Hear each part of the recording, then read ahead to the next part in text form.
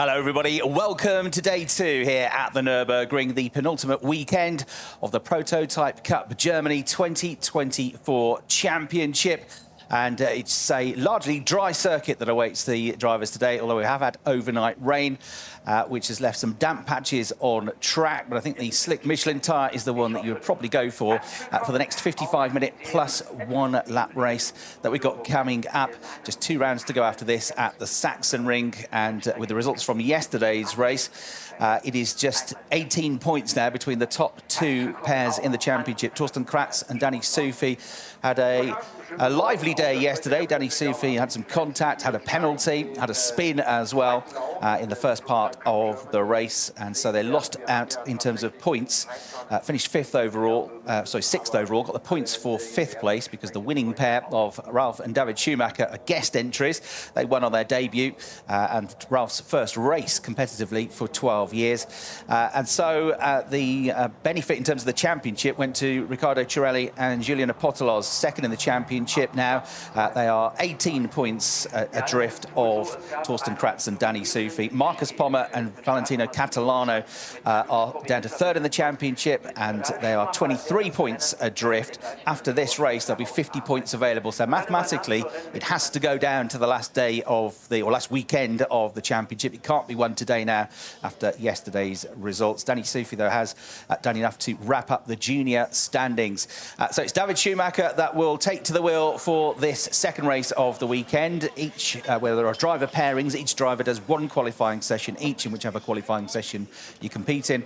You start that race. So David did the 2nd session. He'll start on pole position after a tremendous victory yesterday with his dad, Ralf Schumacher, the 6-time Formula 1 Grand Prix winner. Both of them former DTM racers as well. And after 2 years in the DTM, David Schumacher's best result came at this circuit, a 9th place finish in the points. He's currently 3rd in the GT3 Championship. Somebody else that likes the Nürburgring, but in particular the Nordschleife, is this man, Felipe Laza, one of the 2 gold-rated drivers in the championship. He is a Nürburgring 24-hour overall race winner. He's had multiple class wins as well. Keanu Alizari, a great driver after a difficult first lap yesterday. He came back after a grassy moment where he dropped down to 5th place. Eventually finished in an excellent 2nd place yesterday. So he has moved up to 5th place in the championship now. He's one of the single drivers, so he'll do the whole session himself, but everybody has to come in and make a mandatory pit stop. Keanu also competing in the Spanish F4 Championship, which he's winning this year. Marcus Pommer, the stalwart of Prototype Cup racing, started his career many years ago as a front runner in single-seater racing, but he's one of the drivers going for the championship title. He just couldn't quite find his way through out of his title rivals yesterday, but Marcus Pommer, the reigning champion, do not count him out. Riccardo Cirelli, a good drive as always yesterday for the youngster who's in his first season in competitive car racing, having had a very glittering karting career, winning in Europe and across the world, and things like the Italian karting championships and the Out-and-Centre karting championship. So he's been a real addition to the championship this year, one of the young drivers coming through into LMP3 racing, which is what this category is. Antti Ramo, though, terrible day for him yesterday. The Estonian got involved in some contacts with Danny Soufi. That was what got Danny Soufi the penalty, but he picked up a very heavily damaged rear tyre, and that completely delaminated, caused damage to the bodywork. He came into the pits and ultimately, I'm afraid, retired from the race. Starting 7th, just behind him, is the Brazilian, Suelo Almeida, and he's going to be in one of the Duquesnes. There are 3 different chassis manufacturers involved. Ligier take up most of the grid. There are some Duquesnes as well. There's also the one Ginetta out there this weekend with a late entry in the 2nd seat of that one, sharing with Sven Bart is going to be Michael Lyons this weekend, but they had trouble with their Ginetta yesterday. Michael only did a couple of laps, then had to retire the car once he got in for the 2nd stint. Jakob Elbacker starts the one of the Gebhardt Motorsports Duquesnes. He's there going to be 8th on the grid after qualifying. Well, he was 1.7 seconds adrift of the overall fastest time set by David Schumacher. That was within half a second or so of the 3 or 4 cars ahead of him, so it could be a tight midfield scrap here. They'll have a mandatory pit stop then between the 22nd and 32nd minute of the race. Everybody has to come in and change drivers. There is a minimum pit stop time of 95 seconds for everybody, but you get additional time added on depending on the rating of the drivers. The higher the rating of the drivers, the longer you spend in the pits, essentially. There are different rules depending on whether you are a pair or a single driver as well. But basically you've got the 3 levels of drivers. The gold standard drivers, so Ralf Schumacher is a gold driver, Felipe Lazar is a gold driver. The majority of them are silver rated drivers. And then bronze drivers as well. So depending on the pairing, that's the amount of time additional on top of that 95 seconds in the pits you get. Plus, you also get the top 3 from the previous race who have another additional penalty on top of that. So 7 seconds additional in the pits for winning yesterday for the Schumachers, 4 seconds for Keanu Al-Azari, and 2 seconds additional for Julian Potolov and Riccardo Cirelli. These are beautiful V8 engines that rumble along in these prototype cars. They produce over 450 brake horsepower, and these LMP3 cars in their 3rd season out of the Prototype Cup Germany, having had a difficult start to the season. They were supposed to start the season at the wonderful Spa-Francorchamps circuit, but incredibly, even though it was in the spring, it snowed and the event got called off, so they had to bolt on additional rounds as we went. So effectively the first round of the season became the Lausitzring, then the bit of Zandvoort, Hockenheim, and here at the Nürburgring. So there is the grid. David Schumacher and Felipe Lazar will line up on the front row of the grid together. Keanu Al-Azari and Marcus Pommer on row 2, and then on row 3 of the grid, starting 5th and 6th, it's going to be Cirelli with Antti Ramo and his repaired car starting next on the outside, 6th on the grid. Then we'll have Almeida and Elbacker up next, 7th and 8th on the grid for the 4th row. At the 5th row of the grid, it'll be Torsten Kratz starting today. Stefan Aust is a sole driver, so he starts the number 71 car, and then Nicole Johansson and Michael Lyons next up. Michael Lyons, great to have him back in the championship. He's done the odd round. He's had a long relationship with Gebhard Motorsport. He's most famous for historic racing. He's in his early 30s, 33 years of age, the British driver from Harlow in England, and is a multiple winner of the Monaco historic Formula One Grand Prix. In fact, sometimes he's had multiple podiums and multiple wins at the same event because he drives cars from different eras. His dad Frank and his mum Judith also race historic cars. They'll get, because of the changing conditions, 2 formation laps before we get the race underway, and when we do, it'll be a 55-minute plus 1 lap race. So a reminder in terms of the championship points for the overall championship, it is 25 points for a win, 20 points for second, 16 for third, 13 for fourth, 11 for 5th, and it goes all the way down to a point for 15th place. There are no bonus points for fastest laps or pole positions, but because there are some guest drivers in there, they don't score points. So if they finish ahead of you, you take their points. So yesterday, for example, the Schumachers won, but the team in second place took the 25 points. So that's to bear in mind as well. And just 23 points between the top 3 teams in the standings. My name's Chris Hartley. I'm going to be talking you through the action for this second and final race of the weekend before we head in a few weeks' time to the wonderful Sachsenring for what is going to be the championship decider. David Schumacher then for us racing on pole position with a time on his qualifying session of 1:23.695, which is about a 10th quicker than his dad Ralph did in the earlier session. But of course, slightly changeable conditions, or both dry conditions, but the track does change as it goes on. That's Ralph's excuse anyway. 4/10 of a second behind was Felipe Lazar, and then Keanu Al-Azari was nearly 8/10 of a second behind in qualifying. But this is a different track, a different beast. It's much cooler than it was for qualifying day. There are damp patches there. We've got mist and fog around that threatened to delay the start of the entire day, and it did slightly, but we have got that fog now pretty well cleared. It's going to be a rolling start then as these V8s roar into life, ready for the latest adventure in the championship. And it will be David Schumacher, once the safety car comes in, that will control the pace, and then they'll pull the trigger when they get to the start-finish line. They're normally aspirated, these cars run on slick Michelin tyres.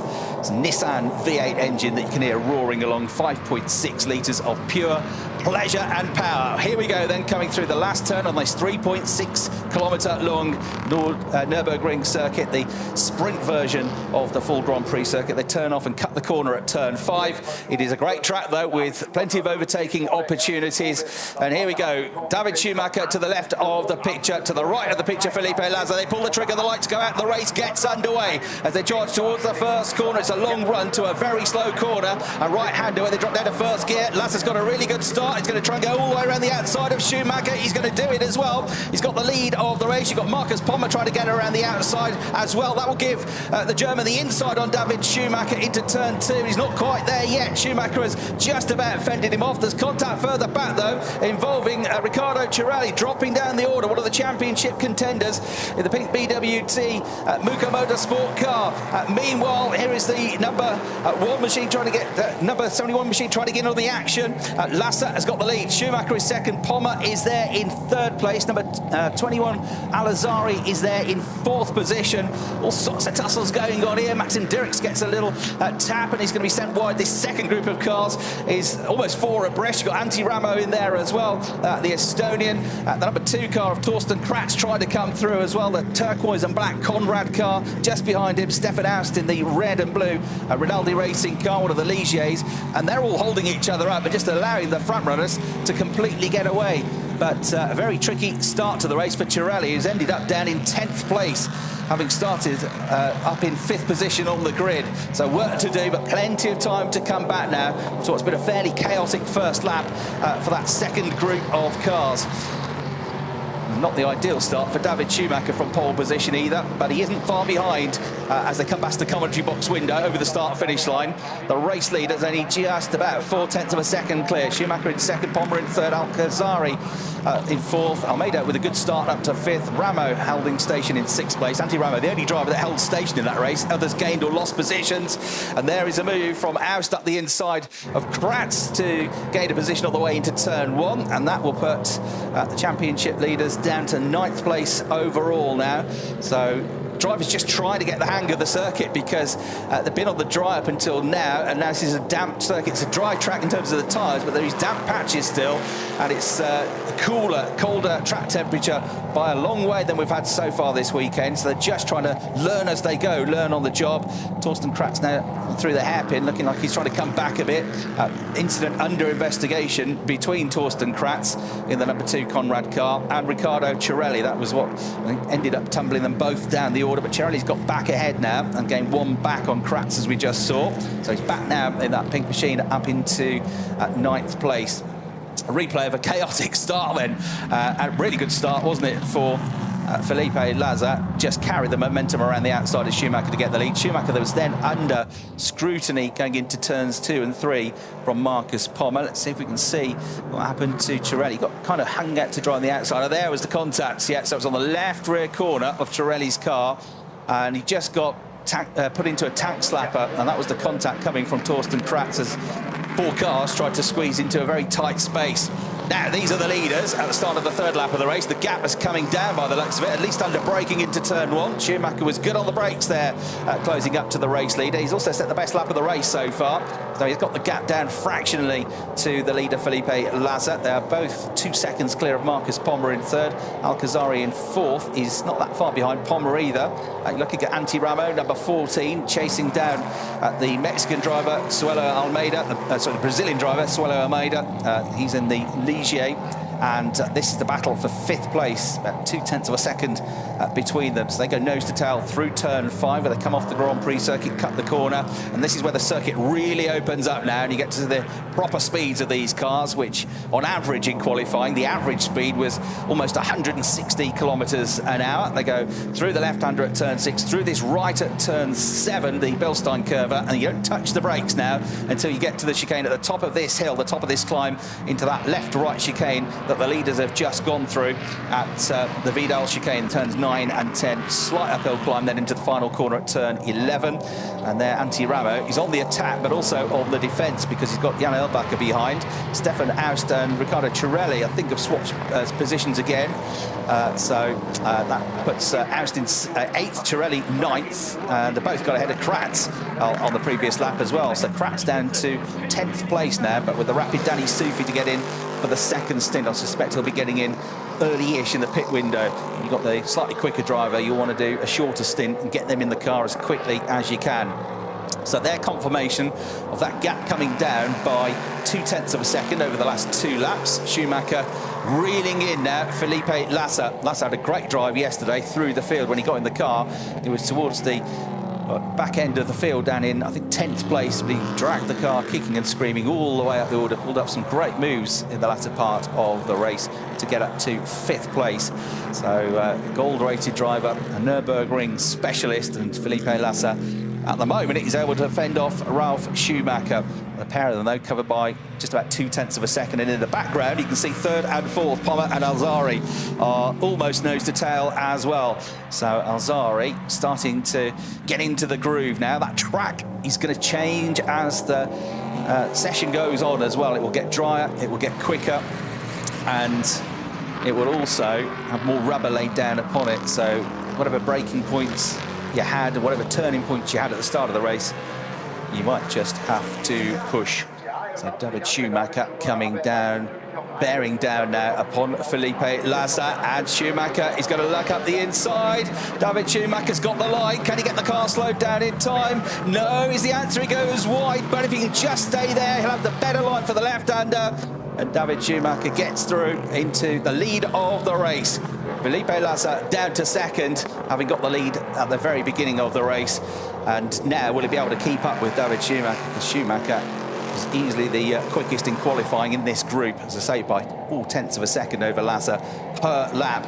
And already David is starting to get away. So the former DTM racer makes his way then into the right-hander at turn 5. He's won the last 2 rounds of the ADAC GT Masters Championship, which has put him up to 3rd place in the overall standings. Had some bad luck when he was leading a race at Oschersleben in the first round of that championship as well, with a brake failure, which cost him a potential podium, maybe a race victory, but still fighting for the championship. But this is his prototype debut, and this is a replay of a very good move from David Schumacher. Pulled out of the slipstream, found the line. Felipe Lassa gave him room. It looked like he wasn't going to make the corner. He was so tight on the entrance, it sent him wide on the exit, but you can get away with that with the configuration of the circuit here, because the next corner is a left-hander. You just stay there, you know you've got the line. So it was a well thought out move by David Schumacher.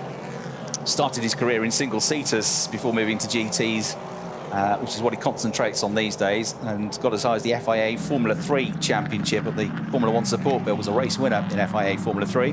Before that, raced for Dad Ralph's us racing team in the Formula Regional Championship, where he finished in 4th place, got 4 wins. So he's reunited with Dad's team, Us Racing. They've got this prototype cup. Ralf Schumacher, the ex-Grand Prix racer, to get in for the 2nd stint. He absolutely loved yesterday. Great experience, making great memories with his son as their first race together. So what about the battle for 3rd? Pommer and Alzari. That's what you're looking at now. Marcus Pommer is about 0.6 of a second clear of the driver from the UAE, Keanu Al-Azari, there in the number 21 car, driving for the Mulder Motorsport team. Bernhard Mulder involved in motorsport for 4 decades or so. Started out when he built his first competition car himself with his brother back in the late 1970s. Factory based just outside Spa-Francorchamps, and Keanu coming into the championship off the back of Mulder Motorsport's initiative to try and get young upcoming drivers into the championship. So they held various tests days around Europe, and then they picked the best drivers from those test days. Had a final at Barcelona, and it was Keanu Al-Azari that got the opportunity, by winning that scholarship competition, to come and compete in the championship, something we might not have had the opportunity to do budget-wise without that. So great initiative from Mulder Motorsport, and they're looking to do that again in 2025, but in the US, which will be exciting. So Mulder Motorsport helping bring young drivers through, which is great to see, because the sport is always an expensive sport at whatever level you compete in, even in karting. So sometimes great talent goes by the wayside just because drivers don't have the budget to compete. So well done to Mulder Motorsport for that. Just saw there in the background, Mikkel Johansson has done much of running so far this weekend in that number 47 green and black AF2 Motorsport car. Jaime Guzman had all sorts of trouble with it yesterday and a botched pit stop as well when he came in with an issue early on in the race. Keanu Alazari, then the Spanish Formula 4 championship leader, got his third win of the season at the end of July in that single-seater championship with a victory at the Aragon circuit. And he is just fading away a little bit here from Marcus Pommer, the defending champion. He's almost 0.8 of a second down now. They're going up the hill into the left-right sequence on the way through the Vidal chicane, but they are about 10 seconds clear of Antti Ramo, who's in 5th place. Almeida is in 6th. He's still got Albacker within a second of him in the 80 car in 7th place. Cirelli in 8th place. Pretty much everybody on that last lap setting personal best lap times, and the best lap time going to the race leader, David Schumacher, 1:25.750 seconds. That's 0.7 of a second quicker than Lasser. So the gap suddenly, a couple of laps after getting the lead, is out to 2.7 seconds, trying to build as much cushion as he possibly can. So as a gold and silver pairing, it'll be 20 seconds additional time in the pits on top of the minimum that everybody has to serve for the Schumachers, plus that 7 seconds for winning yesterday. So the Schumachers will have an additional 27 seconds minimum pit stop time over the standard base rate, if you want to call it that. Whereas Felipe Lasser is a gold standard driver, but his teammate, Klaus Abelin, is a bronze level driver, and they only get an additional 10 seconds. They weren't in the top 3 yesterday either. So, effectively, Schumacher has got to be 17 seconds or more in front of Lasser to be able to retain the lead after the pit stops, if pit stops go according to plan and they get it right. So that is why he's got his head down and he's trying to build up, because he's got to stop for an additional 27 seconds. The car in 2nd place only for 10 seconds, and then Marcus Pommer and Valentina Catalano, they've got to stop for 20 seconds. They're the team in 3rd place. The driver that's behind, single driver Keanu Alazari, has got to stop for 5 seconds longer, 25 additional seconds, but also another 4 for finishing 2nd yesterday. So Pommer actually in a strong position here, because he's already 6 or 7 tenths ahead of Alazari, but he's also got a much shorter pit stop to come. So that's all to bear in mind. You're looking at Riccardo Cirelli then. Bad first lap with that contact from Torsten Kratz. Didn't have a great grid either, really. 5th place, right in the middle of the pack. But has come back a couple of positions up into 8th place now. The car which is going to be shared with Julien Apotelos, and he's about, I think, to gain another place, or thinking about it, looking at the inside of Jan Albacker. But Albacker defends for now, holds him up. Saw some good defensive driving from Albacker on Felipe Lasser for a lap or so yesterday. Felipe was much quicker, but Albacker made it difficult for the Spanish driver to get through. Probably put up the best defence, really, of anybody that Felipe Lasser charged past in the second half of the race yesterday, and he's proving to be a difficult opponent at the moment. Albacker is clinging on to that 7th place, and Cirelli at the moment can't quite find a way through. So Albacker, the multi-liveried number 80 car, sharing that car with Maxime Dirix. It's an art livery on that car, because Maxime, the co-driver, is supported by an artist called Christophe de Ferriand, who designed the livery on the car. Christophe's uncle, the artist Christophe's uncle, Hugh de Flairiant, was a race winner, a winner of the 24 Hours of Spa back in 1975, and raced at Le Mans 7 times as well. So combining art with motorsport, with the driver behind the wheel at the moment. Albacker is busy thinking about other things, busy trying to think about holding on to that 7th place. He's actually pulled away a bit on that lap, hasn't he, from Cirelli. So 7th and 8th, the gap goes up ever so slightly, but it might come down at turn 1. That's where the number 8 car seems to be a little bit quicker. Cirelli looking for these points as well, don't forget, because 2nd in the championship. Championship leaders behind them at the moment, Torsten Kratz and Danny Sufi back in 10th place, but they are losing points to the team that's right behind them, only 5 points behind them coming into this race, of Marcus Pommer and Valentina Catalano, currently running in 3rd place. Here he goes through the first sector. Definitely that gap comes down, doesn't it? We're about 5.5 minutes away from the pit window opening, which will open for 10 minutes. And everybody will have to come in during that 10-minute phase. At the head of the field, on another charge is David Schumacher, who's just on the absolute best first sector, and the race leader is just on the absolute best second sector as well. So the car is getting a bit lighter of fuel. The track is gripping up. All the damp patches are going away.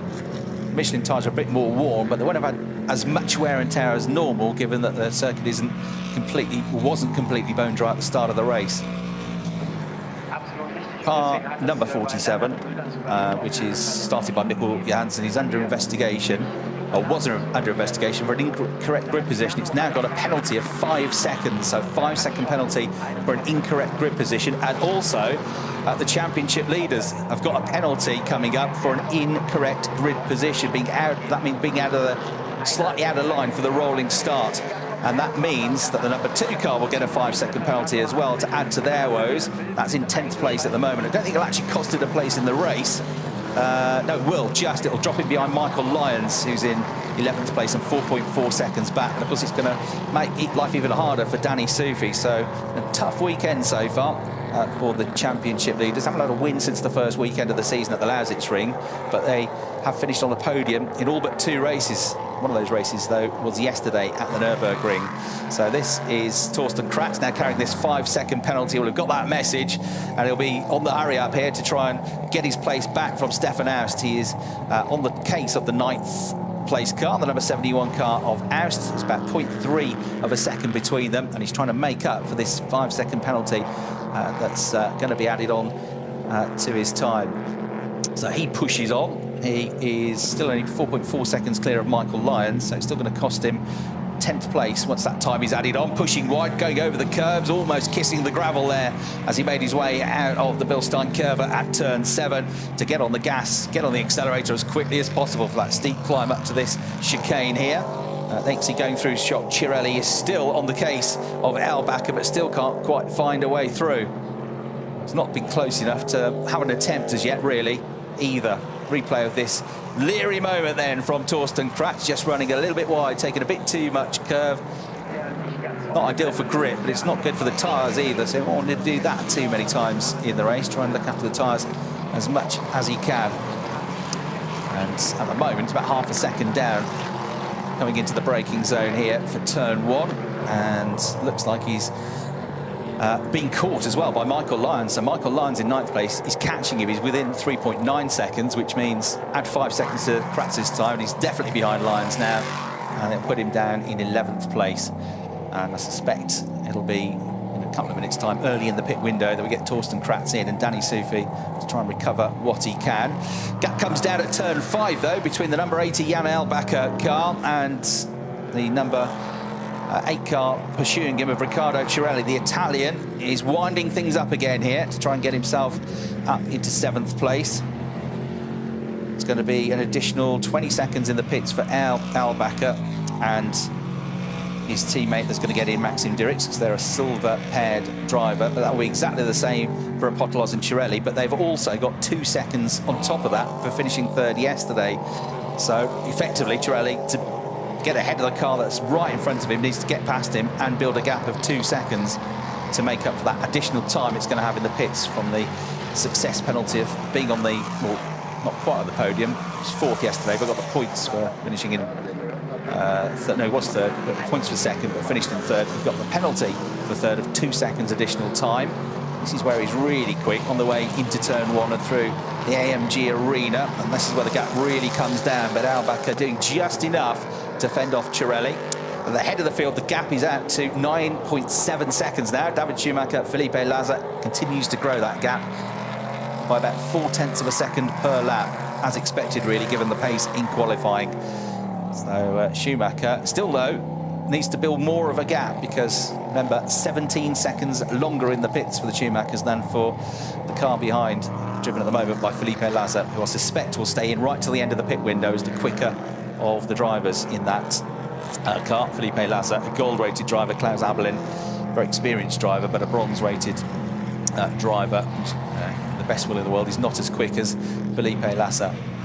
Flashing the lights now to try and distract the driver ahead is Cirelli, but Erlbacher is not for moving, and the longer it goes on, almost the easier it becomes for Erlbacher to defend, because he knows exactly where he's stronger and exactly where he's weaker and where the attacks might come from, so he's better set up, better prepared to defend from Cirelli at those particular segments, those particular corners. And he looks to me like he's got this under control at the moment. So over the line they will come.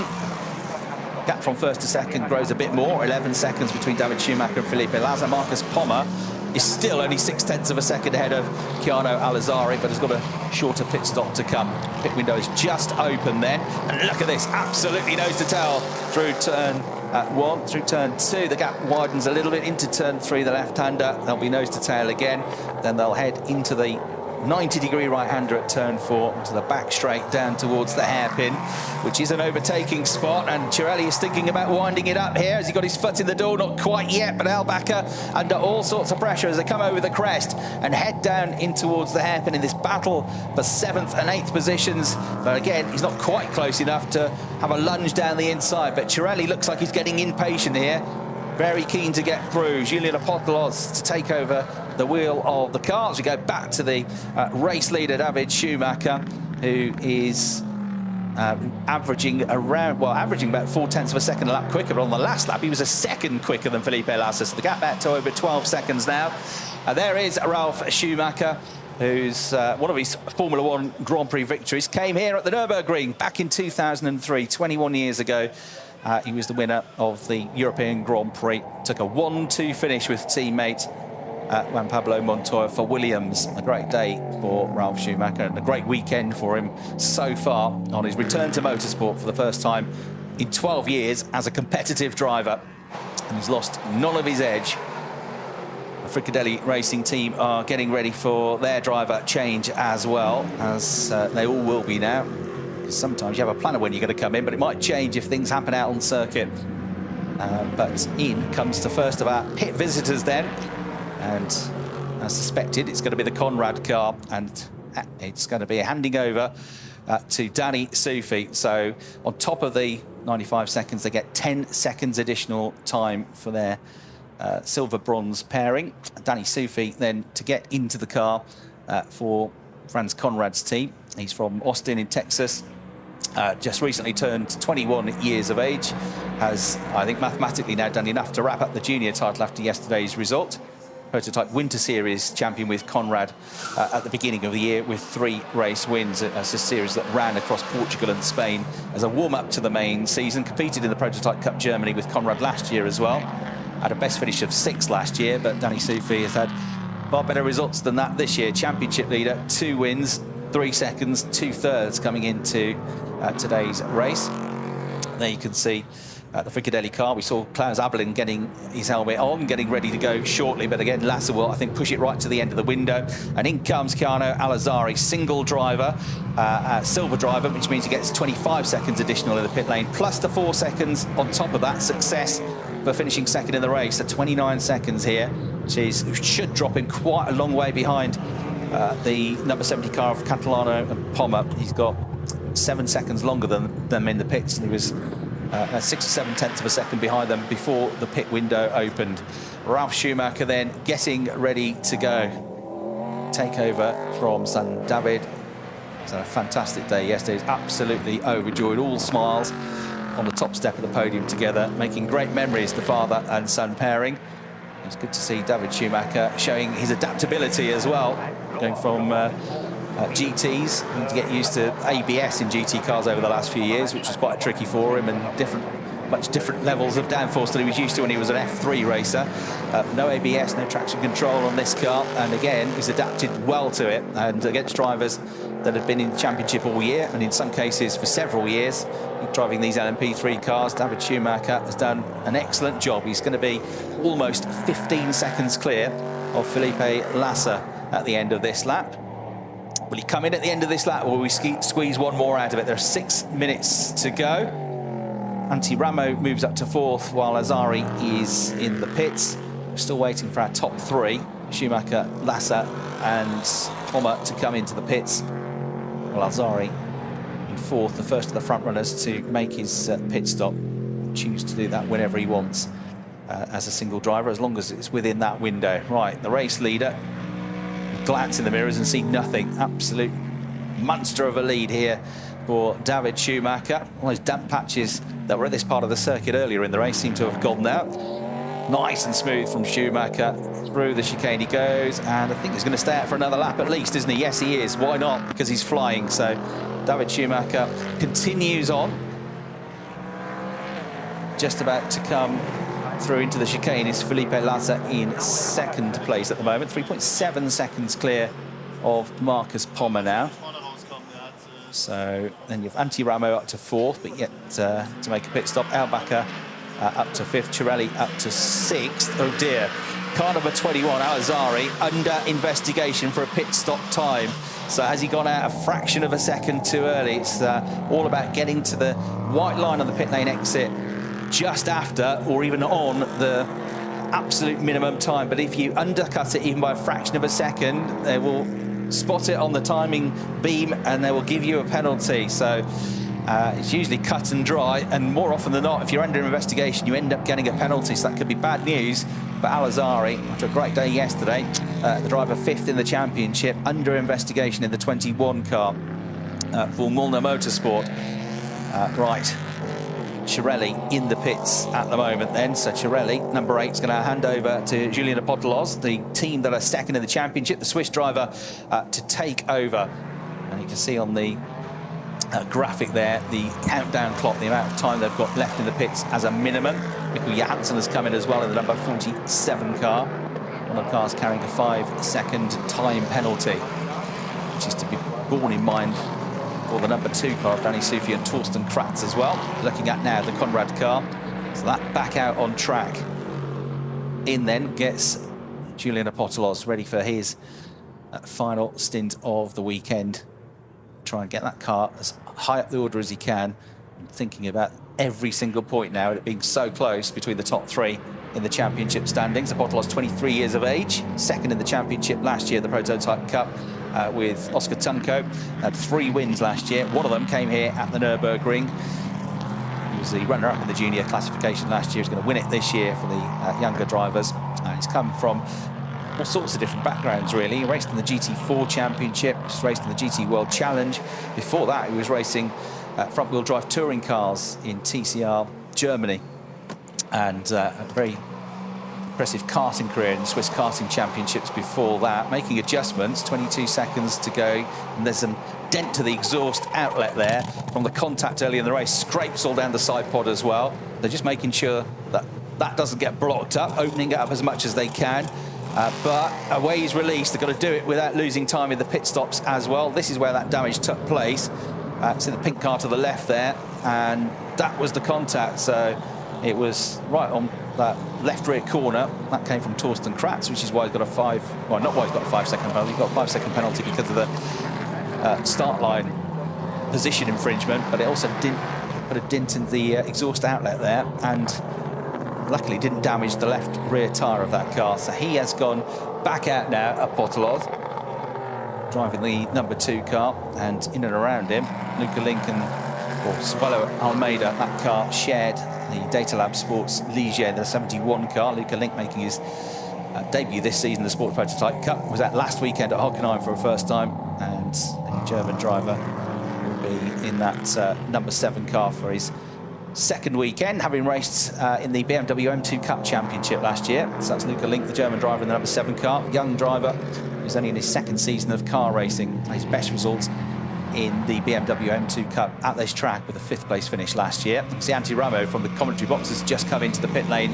as well, and Marcus Pommer is already in as well. So, and Elbacher, and so Schumacher's going to leave it late. Lassa is going to leave it late, as predicted, really. But they'll have to be coming in soon. There's only 1 minute and 17 seconds left on the clock. The race leader, David Schumacher, is just about to come in, I think. Yes, he does. He turns right and heads down into the pit lane, as he had to do, really, because he wouldn't have had time to do another lap, would he, to come in. So the same will be true of Felipe Lassa, who's just coming up towards the chicane. And there is Ralf Schumacher, cool as ice, ready to go. Quick last word with the pit stop crew member to check on procedures, and in comes David Schumacher then. So this pair with 20 seconds additional time because of their driver rating, but also another 7 seconds on top of that for yesterday's race victory. So David gets out, Ralf clambers in, the 49-year-old getting into position and helped in by David Schumacher. And there in the background, you saw Felipe Lassa coming in as well. So the real race here with Schumacher is going to be with the car that was running in second place and was running in first place at one point in the race for the first 3 or 4 laps. That just came into the pits, but Felipe Lassa is going to be replaced by Klaus Abelin. And Klaus Abelin is, as I say, not as quick, hasn't been as quick as Felipe Lassa. So Schumacher's looking good here. It's whether the Lassa-Abelin pairing can hold on to a second or third place finish here and get a podium. Had a win last time out at Hockenheim. 45 seconds left to go for them. A bit further up the pit lane, Felipe Lassa is strapping in Klaus Abelin then, ready for his stint. The bronze-rated driver, 63-year-olds from Tunisvorst, which is just outside Dusseldorf, founder of the Fricadelli racing team. He's raced in all sorts, French GT, FIA GT, LMP3, the Nürburgring 24-hour race, of course, as well. Last year he was 12th in the Porsche Endurance Trophy at the Nürburgring with his own team, Fricadelli. And he was, back in 2001, a Euro GT Series class champion. So a huge amount of racing. First season in endurance racing was all the way back in 1999. And with the slightly shorter pit stop, Abelin is going to get out just in front of Schumacher. In fact, it's a slow stop, wasn't it, for Schumacher? Because he should have been out by now. Should have been crossing that line about 6 seconds ago.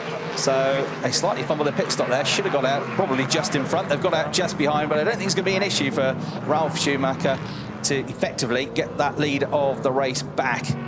So they are making their way through into turn 4. You've got Antti Ramo, who doesn't have any success seconds as a single driver that is bronze rated, so he's had the shortest pit stop of anybody, and that has helped him go up to third place for the time being. The Estonian, better day than he was having yesterday. Catalano has emerged in fourth. Al-Azhari, with his longer pit stop, as suspected, has dropped back to 5th place. And there is the move from Luca Link diving up the inside of Maxim Dirks. The Belgian driver might lose another place here. He will lose another place here to Danny Soufi as well. So 2 places lost in 1 corner, basically. And Danny Soufi going on the attack. The driver he's really looking at is the one 2 cars in front. That pink machine, the championship contenders, 2nd place, Julian Apostolos, have been taken over from Riccardo Cirelli, 2nd in the championship, and 2 places behind. Charging after him is the championship leader to try and make sure he doesn't lose any more points going into the final weekend of the season. So Danny Soufi with his head down here. First, though, he's got a dispatch with Luca Link. Wants to do it quickly, but Luca is going to fend him off. But the time, sorry, Stefan Aust for the time being. And here we have got the change of lead has happened already. Ralf Schumacher arrives ahead of Klaus Abelin, so not a massive surprise given the speed difference. It goes a bit deep though, doesn't he, into turn 1. Ralf almost misses the corner, just about gets there in time and scrambles it back on the track. So Ralf Schumacher very quickly back into the lead ahead of Klaus Abelin. And just had that slower pit stop than they would have liked. They also had the additional time, but they did go out about 6.5 seconds after they could have. But no worries, well clear now and pulling away rapidly. Antti Ramo in third is about 12 seconds back. Number 14 car of the Estonian, which is just headed down to turn 5. But Valentino Catalano is 2.8 seconds back now and was 4/10 quicker. So that's a battle which will develop, not yet, but it will develop for third place between Ramo and Catalano. Catalano, again, after every single championship point, driver third in the standings. 23 points behind Kratz and Soufi coming into this race, and 5 behind Cirelli and Apostolos. So this is where it's all going to change. We have to get the calculators out because positions are going to change in this next 20 minutes. It's a 55-minute plus 1 lap race. And Antti Ramo, as is always the case, with 0 additional seconds of time in the pits, and that's the same is true of Stefan Aust, which is why he emerged in the top 5. They're now going to try and take advantage of that, and others have got to catch up. So you're watching the number 2 car of Danny Soufi trying to close in. There through goes the pink number 8 car of Julian Apostolos. There Luca Link, and there Danny Soufi. And Luca Link doing a good job here. He's just done his personal best first sector. And on the last lap, he was quicker than Danny Soufi. Danny had a moment somewhere because he had a sluggish lap. Just dropped back somewhere. So whether he had a quick moment on the grass or had a bit of an issue somewhere with the car, but it wasn't a great lap last time around, which is why that gap has suddenly grown again. And that will be frustrating for the championship leader. So through he goes, crosses the line. Stefan Aust is in 5th. We've got Keanu Al-Azhari in 6th, then 7th Botolov, 8th at number 7 Luca Link, and 9th Danny Soufi, a second and a half behind now. So on that lap, personal best for Luca Link, 127.2, half a second slower. But Danny Soufi looks like he's struggling with something in that car. There's the race leader, Ralf Schumacher. He's already 5.8 seconds clear of Klaus Abelin.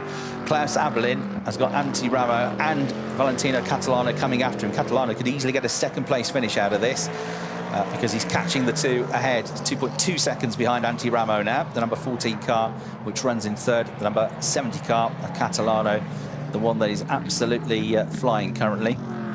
So remember, Ralf Schumacher and David Schumacher, even if they win, won't get the 25 points as guest drivers.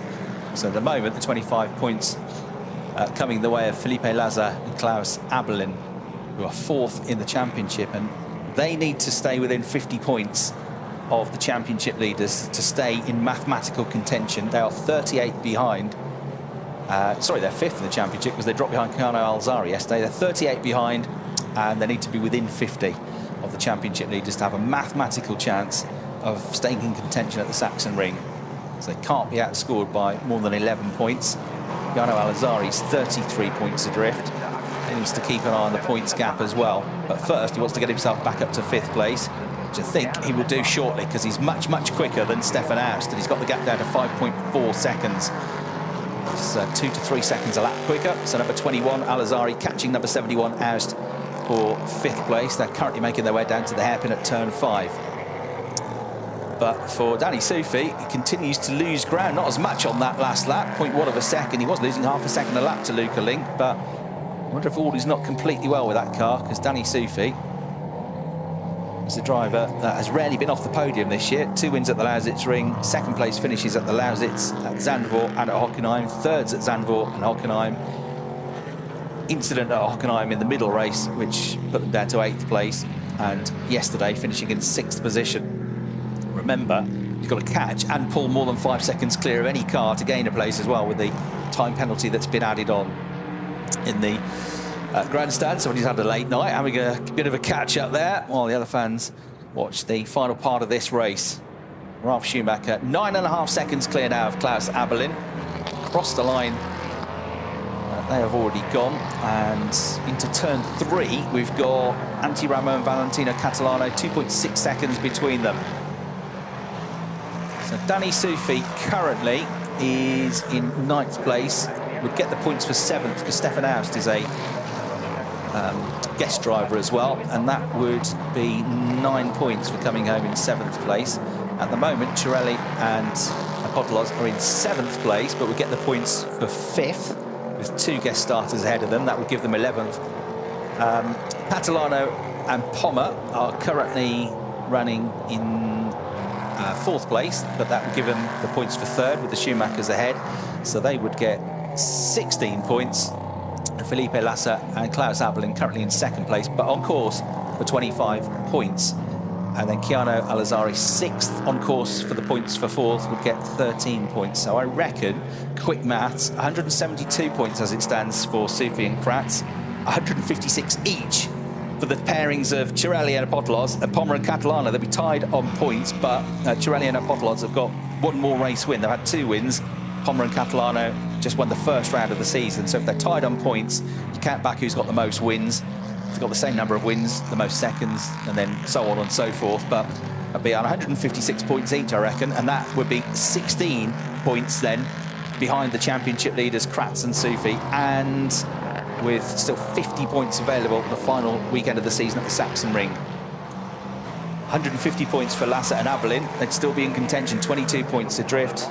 And Al-Azhari would still be mathematically in contention, 29 points adrift on 143. But a lot can happen between now and the checkered flag, and if it's normally, it follows the normal pattern, it definitely will change in this final 15 minutes or so of the race that we've got. 13.5 minutes plus 1 lap to go. And Catalano catching Ramo, but not that quickly anymore. Last lap he was about 2.5 tenths quicker. Look at this meanwhile. This is the number 70 car of Catalano making his way through the traffic to get onto the case of Antti Ramo. He's almost there. That was him just putting, actually both of them passing Abelin, wasn't it? Abelin is the bronze level driver, so he's dropped from 2nd to 4th on that lap, Klaus Abelin. That changes the points already. They've been gobbled up by Antti Ramo on that lap. He's gone past and he's taken with him now Catalano. So they move up to 2nd and 3rd. More points for them, less points for Abelin and Lassa. And the game very much now on. Catalano there in the number 70 red and black Gebhard Motorsport car, catching up to Antti Ramo at a much shorter pit stop. He's a bit rough and ready through the right-hander as well as they go through turn 1 and past the commentary box window. Al-Azhari was right underneath the rear wing of Stefan Aust as they went into turn 1, so there could be a change of position there for 5th place just behind, because that was mighty close, and Al-Azhari has been catching Aust very rapidly. So I reckon when we see him next, Al-Azhari will be up to 5th place, so we'll have to recalculate the points. But first let's concentrate on this battle with Catalano and Ramo. This is the battle now for 2nd place. They've left behind Klaus Abelin in 4th place already, and he's going to drop 4th place between now and the end of the race, because Al-Azhari, once he gets past Aust, he's going to catch Abelin very quickly. This is a replay of how and where it happened, as the number 14 car of Antti Ramo first squeezed past, and then 2 corners later, coming up to the chicane at turns 9 and 10, it was the turn of Valentino Catalano. So Catalano squeezing past. He didn't want to lose any time to Abelin, because he's really having this battle with Antti Ramo, and this is basically for 25 points. The Schumachers look like they're going to get the win, but they won't get the 25 points as guest starters.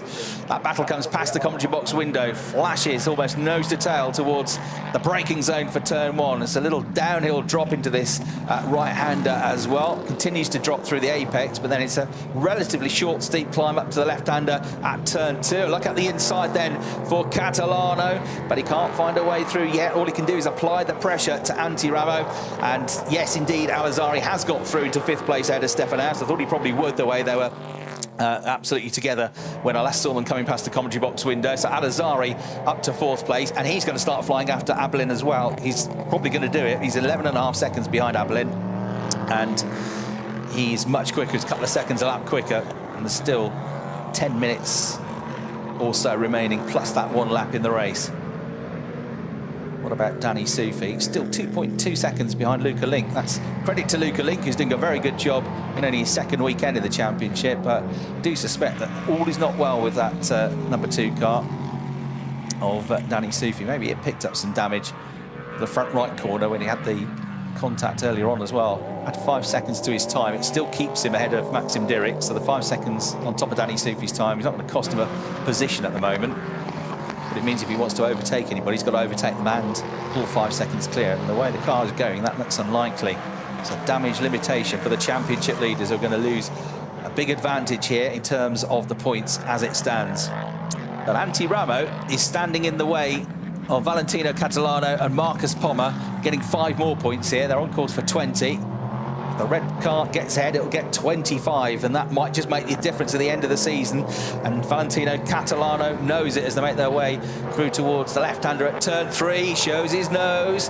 The right-hander coming up after this is a possibility as well, if you get a better exit, to get alongside and then dive down the inside at the hairpin at turn 5. But it's a good exit for Antti Ramo, and the Estonian driver, I think, is going to be safe to hold on to that position for now. Down at the hairpin, indeed he is. Good driving this from Antti Ramo. Of course, has did the whole race on his own. He's 41, comes from the capital of Estonia, Tallinn, and has been very, very successful kart racer in the Estonian National Championships in the KZ2 and the DD2 categories, gearbox categories.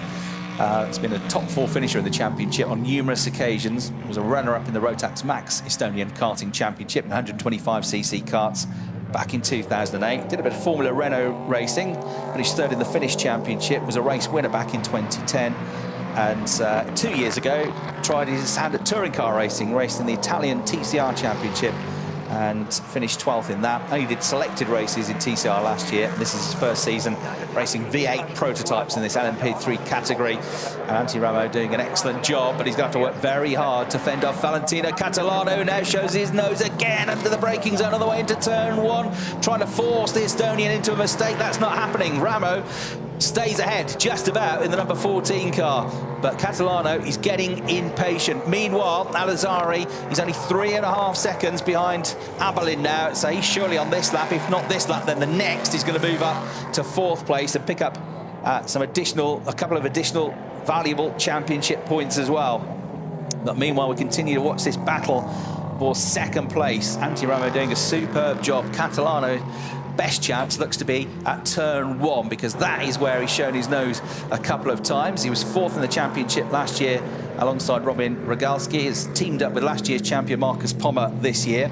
Raced for a different team last year, for the DKR engineering team. He's raced in the European Le Mans Series in LMP3 before, though, so has experience of these sorts of cars.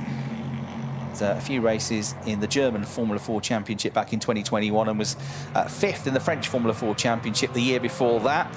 Here we go then. This is Klaus Abelin about to be gobbled up by Keanu Alizari in the blue and white number 21 car. The Mullner Motorsport car dives to the inside. Abelin cannot do anything about it, and there's going to be a change for 4th place.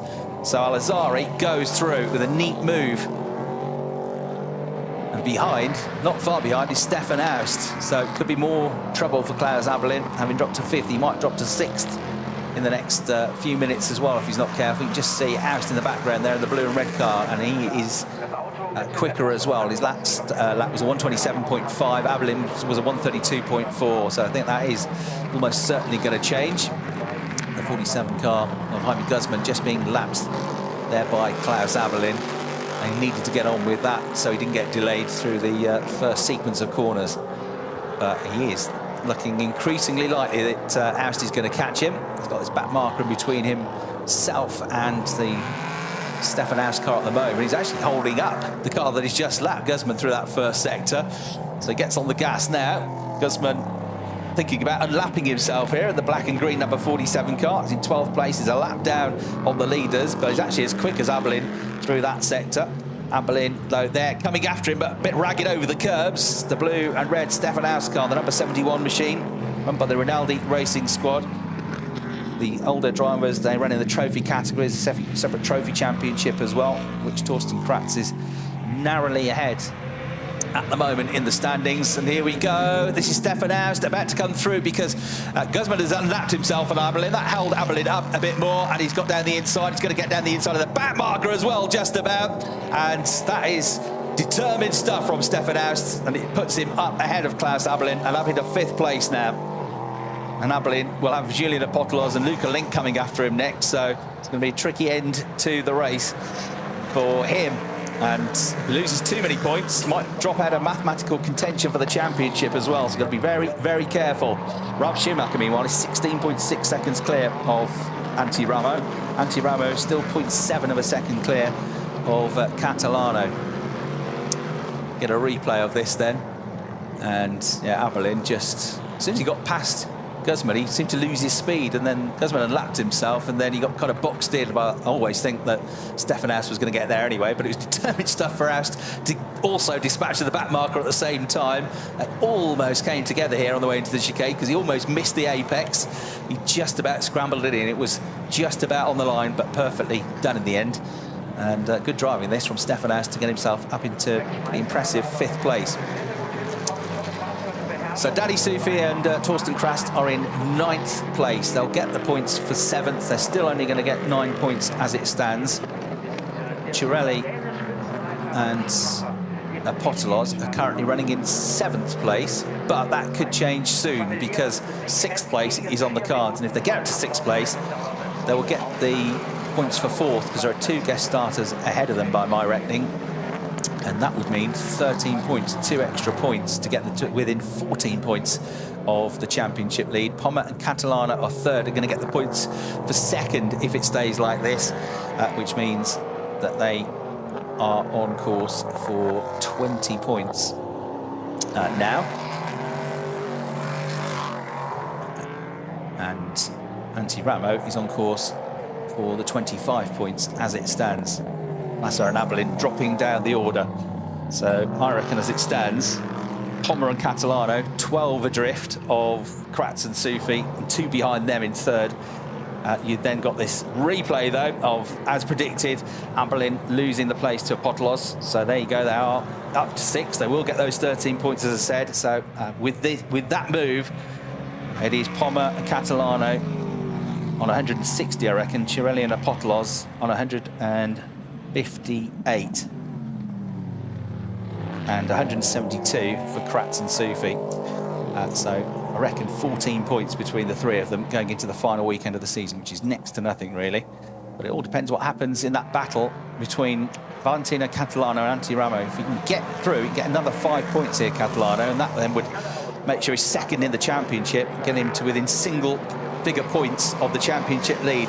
But Antti Ramo has been able to sustain the pressure for 6 or 7 laps now. Catalano's definitely quicker on the way into turn 1, but he's never quite close enough coming out of the final turn to have a proper lunge down the inside. Got 2.5 minutes to find a way through.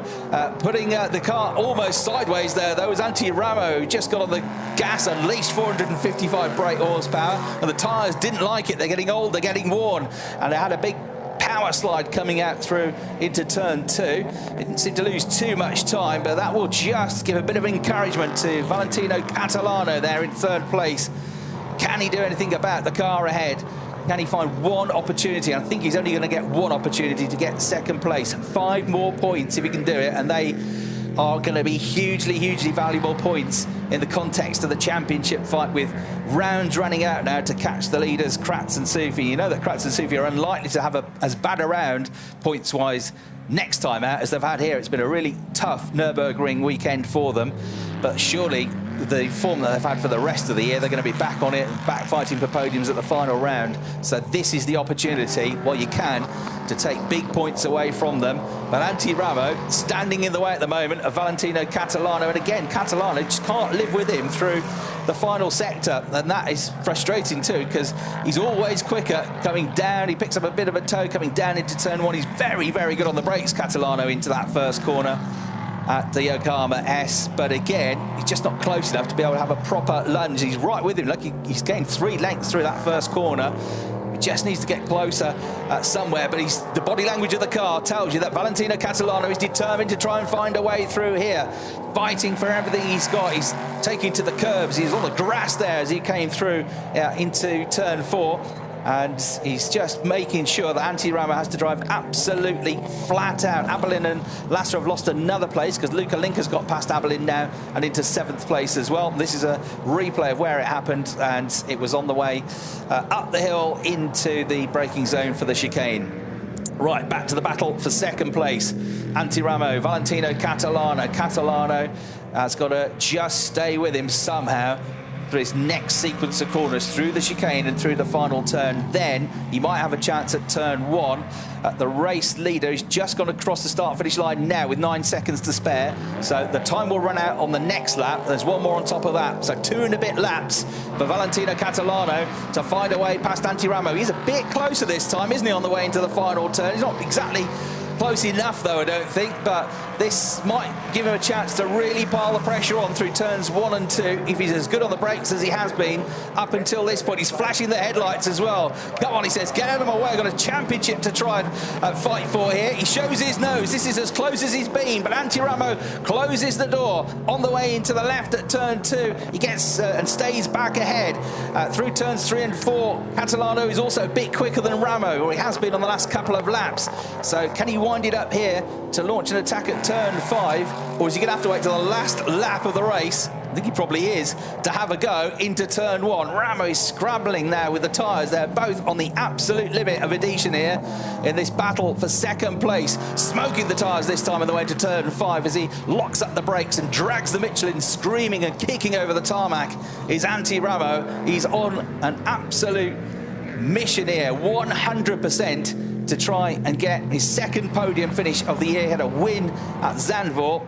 That's his only podium so far in his maiden season of the championship, but he's a regular top 4, top 5 finisher and he's definitely capable of keeping Catalano behind, as we've seen for lap after lap. But Catalano now gets really close, under braking on the way to the Vidal chicane. He needs to stay with him coming out of the corner to have one more chance from the last lap of the race for Ralf Schumacher. He's just making his way through the traffic down into turn 1.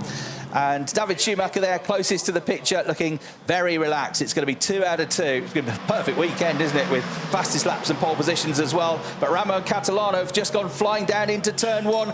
Very closely matched. Is Catalano going to be able to find a way through? We'll wait and see when they come back on picture. They are going to be so close. Yes, he's got him. He's got through down the inside. Catalano on Ramo right at the start of the last lap of the race. He had one chance. He's had one lunge, and he's gone through into second place. And that's going to be huge for their championship chances, because it'll deliver another 5 points.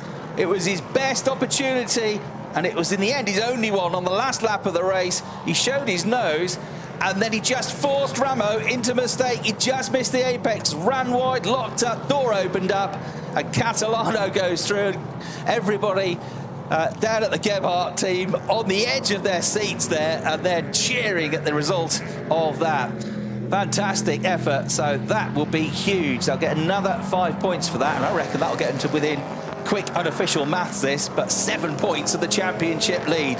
Wow, what a season this is for the Prototype Cup Germany. But Ralf Schumacher wins with David Schumacher for the second time this weekend. Ralf Schumacher wins, and not a sentence I thought I'd ever say in a commentary box, but he's back, everybody, and he's a race winner once again. Ralf Schumacher and David Schumacher comfortably win, 2 out of 2 for them. But here to take a brilliant second place, Valentino Catalano. Good work done by Marcus Pommer at the start of the race as well. Antti Ramo, though, will still be happy with his second podium of the season. But the points are the thing, with the guest drivers not scoring points. That's like a win for Valentino Catalano and Marcus Pommer. Huge. Others, of course, will benefit from more points with guest starters out of their way. Alcazari, he's going to take 4th place. Stefan Haus has just crossed the line there with an excellent 5th. Potlos was coming for him, but couldn't catch him up. So Potlos comes home 6th. The driver that started the day 2nd in the championship with Cirelli, but he will get the points for 4th, 13 points. Oh dear, Klaus Abelin has a spin right at the end of the race. Been a really tough stint for him, that, so he's going to tumble further down the order. Now that's significant because Danny Sufi moves ahead. He also had to move ahead and beat him by 5 seconds, which he wouldn't have done because they were coming towards the last corner. So Sufi had got past him. Abelin was off the racing line, and then he got the power down and lost the back end, and that will be very frustrating for the championship pursuers, because even if he'd lost the place, even if he'd just stayed a couple of seconds behind Potlos wouldn't have got the position. But as it is, he will, because with the 5 seconds added onto his time, he's still far enough clear, Danny Sufi, to get 8th place. And 8th place becomes the points for 6th, becomes 10 points. That's another championship point. So I reckon that will be 8 points between Kratz and Sufi, the championship leaders, and Pommer and Catalano 2nd. And then, again, unofficially, I reckon 15 points behind Cirelli and Potlos. So we've got a proper fight for the championship coming up. Keanu Alazari comes home in 4th place. We'll get the points for 3rd, so we'll get 16 points. And that keeps him in mathematical contention as well. He's 27 points adrift. It's going to be tough with only 50 points available, but he has got a chance. Abelin and Lassa finished 9th. They'll get the points for 7th. That will give them 9 points. They're actually still just about mathematically in contention as well. 39 behind, 50 still available. No concern about points for these two, though. David Schumacher gives the thumbs up after an excellent first stint. Ralf Schumacher gets out of the car, and he doesn't really look a day older than he did when he was racing in Formula 1. He certainly kept himself fit, Ralf Schumacher. Tough races, these 55-minute plus 1 lap races. Very physical, heavy cars to drive as well. And he's barely out of breath, is he? So fantastic effort by the 49-year-old veteran of 180 Formula 1 Grand Prix starts. And what a great way to do it with your son. And they might want to do this again, because if they're going to drive like this every time they compete together, they're going to be hard to beat. So now they're going to start to think, should we do a championship together next year? Maybe come and do this one, because they've done superbly well. The team have prepared a great car for them, no doubt, as well, but they've driven it brilliantly, and they've won that race by 18.2 seconds. So Ralf and David Schumacher take the victory. Antti Ramo giving a hug to Ralf Schumacher. Great moment for him. He watched Ralf racing in Formula 1 when he was racing in karts. Checkered flag there, the moment that the Yas Racing team took the victory for the second time this weekend. David got to take the flag yesterday. Ralf gets to see the checkered flag today. And as I say, 21 years after he saw the checkered flag as a Grand Prix winner at this very circuit. So, confirmation of the results. Ralf and David Schumacher, after 37 laps of racing, win by 18.2 seconds. But the points for the win go to Catalano and Pommer, now in a very good position in the championship. Antti Ramo, an excellent third place. Chiano Alazari fights back to fourth. Stefan Aust in a very good fifth place as well.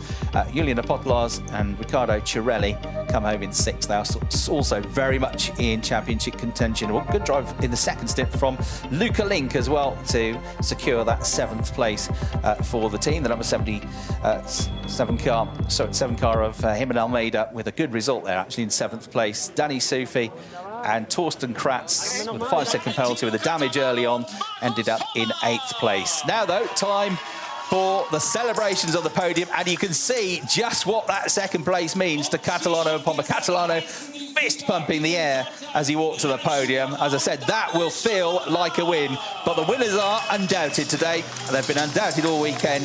It's this pair, David and Ralf Schumacher, onto the top step of the podium.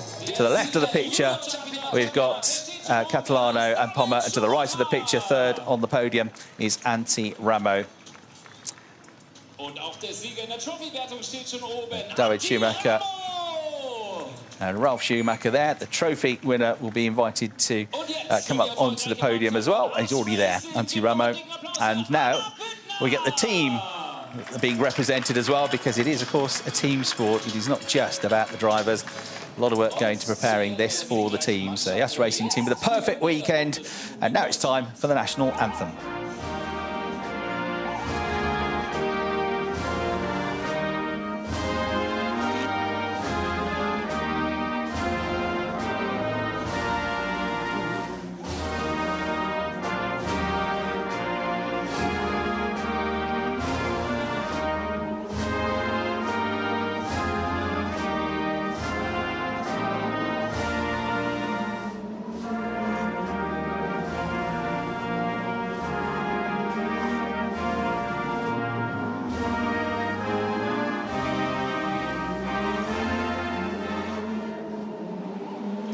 A hugely proud and enjoyable moment for the Schumachers as the German national anthem rings out around the circuit tannoys here at Nürburgring. Pretty much opposite the commentary box here, so looking across, you can see the edge of it, but there are a load of people there. It's attracted a lot of attention, this driver pairing this weekend, and there's a big crowd gathered around the podium. There's been big smiles on the face of Ralf Schumacher all weekend, which has been joyous to see. He's absolutely loved his racing, and he probably hasn't been able to say that his whole career. He's had some tough times. It's an intense sport, this, but now he's just doing it for fun, and it's great to see that release of joy on Ralf Schumacher.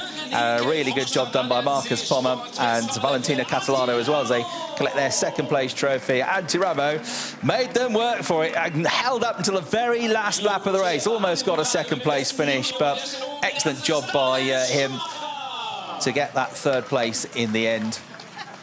And David Schumacher receives his additional trophy as the highest placed junior in the race. And Antti Ramo, for the older drivers for the trophy category, is the top placed driver as well. As I say, mathematically, I think for the juniors, Danny Sufi can't be caught now by Danny Catalano, but Antti Ramo, valuable victory that, because he started the day only 8 points clear of Torsten Kratz in the fight for the trophy championship. He's outscored him today. It will still be tight, but he will go into the Sachsenring with a good chance of becoming the trophy champion for the season.